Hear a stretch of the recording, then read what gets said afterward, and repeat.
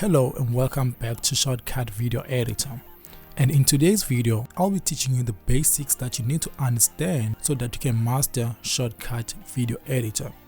The first thing you need to understand is the user interface. The user interface is divided into three sections. We have this area, it is called playlist. The playlist is where you add all the clips that you'll be using in your project. You can put your video, you can put your songs or your images.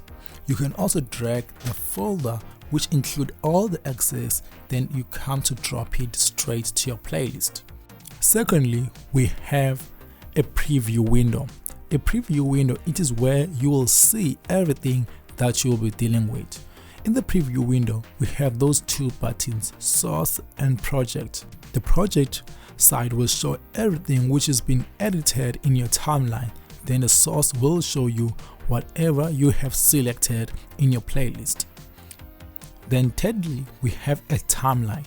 A timeline is where you drag and add all your assets to go accordingly the right way or the way you want them to go.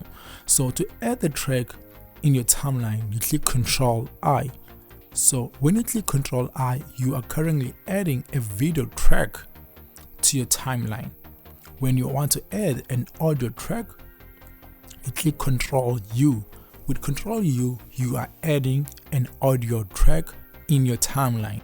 Images and videos share the same type of a track, which is the video track. The video track holds everything that you will see in the final project. If you want to put the video in your video track, you just go to the video that you want. I want this video, select it, you drag it, then you go straight and put it straight to your video track. Then you can come here, drag it and put it straight to the beginning. If you want to see what is in your timeline, you just come straight to your project. If you want to see what's in your playlist, you come straight to source.